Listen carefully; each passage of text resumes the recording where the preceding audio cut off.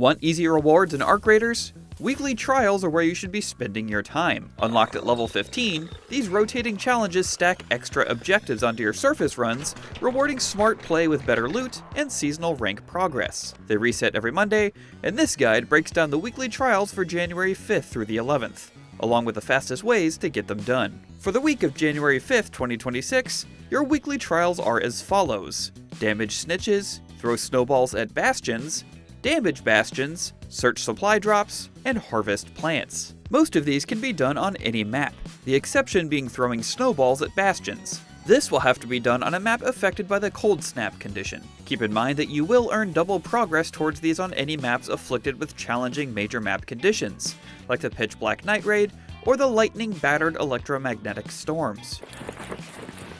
Snitches are small, flying arc, and they can be found pretty much anywhere above ground. Snitch. They sort of resemble small flying saucers with a searchlight looking for targets.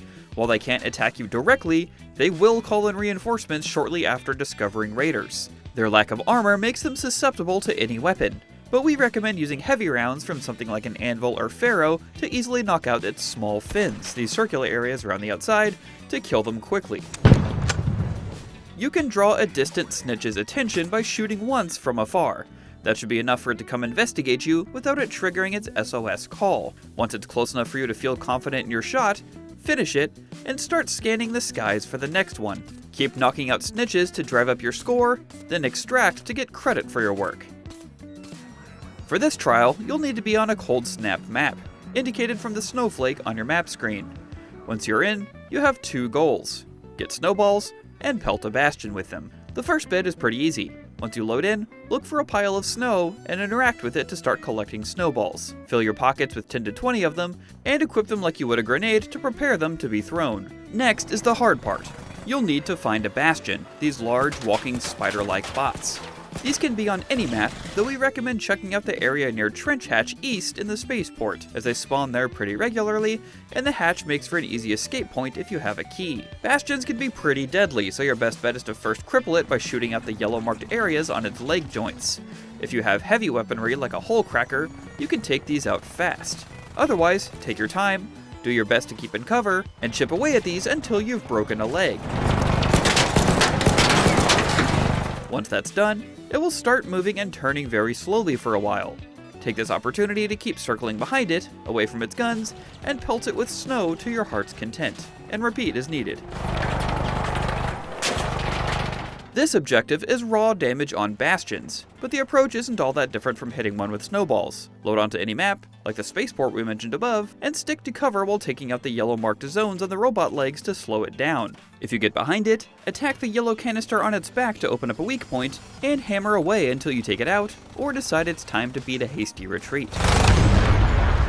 Or, if you prefer a more stealthy approach, and you've been keeping up on upgrading your crafting stations, you can bring a photoelectric cloak and a deadline mine. The photoelectric cloak is an epic level craftable gadget you can activate to become temporarily undetectable by arc. The deadline mine can be purchased from Apollo starting at level 20 and is a powerful explosive. Used together, you can sneak up to a bastion, throw a mine on it, and take it out in one fell swoop.